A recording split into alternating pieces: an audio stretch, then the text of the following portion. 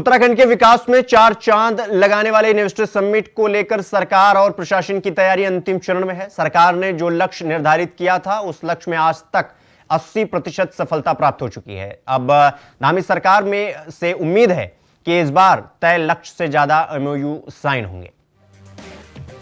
Investor summit के लिए देवभूमि तैयार है। आने वाली 8 और 9 दिसंबर को देहरादून में होने जा रही इन्वेस्टर्स समिट को लेकर धामी सरकार ने कमर कस ली है। सरकार और प्रशासन इस समिट के लिए पूरी तरह से तैयारी में जुटा हुआ है। सरकार के लिए ये इन्वेस्टर्स समिट राज्य के विकास के लिए एक सुनहरा मौका बनने जा रही है। इसके लिए पूरी धामी सरकार जीतोड़ मेहनत में जुटी हुई है, जिसमें निवेश के जरिए विकास और रोजगार दोनों का लक्ष्य एक साथ पूरा करने का दावा किया जा रहा है। धामी सरकार ने इस इन्वेस्टर्स समिट के लिए 2.5 लाख करोड़ के निवेश का टारगेट रखा है, जिसमें अब तक 2 लाख करोड़ से ज्यादा के एमओयू साइन हो चुके हैं। सरकार को उम्मीद है कि ये इन्वेस्टर्स समिट उत्तराखंड के इतिहास में मील का पत्थर साबित होगी। क्योंकि पूरे देश दुनिया के जो बड़े इन्वेस्टर समूह के लोग हैं, उन सभी लोगों ने हमें आने की अपनी सहमति प्रदान की है। विस्तार से उसको बता दिया जाएगा। हमारे आदरणीय प्रधानमंत्री जी का और गृह मंत्री जी का भी उसमें हम सबको आशीर्वाद मिलेगा और निश्चित रूप से जो उन्होंने काम वाइब्रेंट गुजरात शुरू किया था, उसी की तर्ज पर डेस्टिनेशन उत्तराखंड हमने शुरू किया है, जो हमारे राज्य के लिए एक बड़ा अवसर है हम सब लोगों के लिए। और इससे जहां निवेश आएगा, उद्योग लगेंगे, वहीं हमारे सभी नौजवान युवा साथियों को अपने घर के पास रोजगार के अवसर भी पैदा होंगे। वहीं कांग्रेस के प्रदेश अध्यक्ष करण माहरा ने इस इन्वेस्टर्स समिट को लेकर सवाल खड़े किए हैं।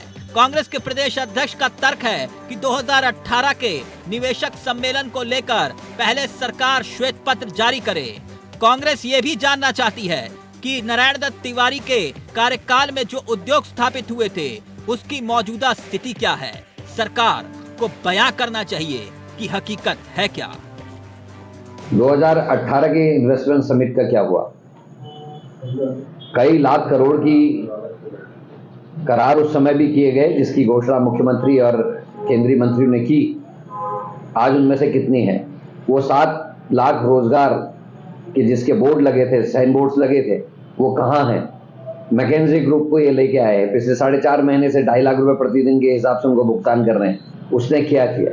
ऐसी कंपनी जो उत्तराखंड में ऑलरेडी काम कर रही हैं और जिनका हेड ऑफिस हमारे गाजियाबाद में है, कैलकाटा बेस्ड कंपनी है, उनके करार लंदन ले जाके कराए जा रहे हैं। तो सारे ऐसे विषय हैं जिसमें इनको एक श्वेत पत्र जारी करना चाहिए। मैंने कहा, पंडित नारायण दत्त तिवारी ने जिस नींव को रखा था सिडकुलू की स्थापना करके, उस समय बड़े बड़े उद्योगपति उत्तराखंड में आए और आज उनमें से कितने यहाँ टिके हुए हैं, कितनी कंपनीज बंद होगी, इसका भी एक श्वेत पत्र जारी होना चाहिए। और ये भी सरकार को बताना चाहिए कि ऐसे कौन से कारण हैं कि जिसकी वजह से कंपनियां बंद हुई।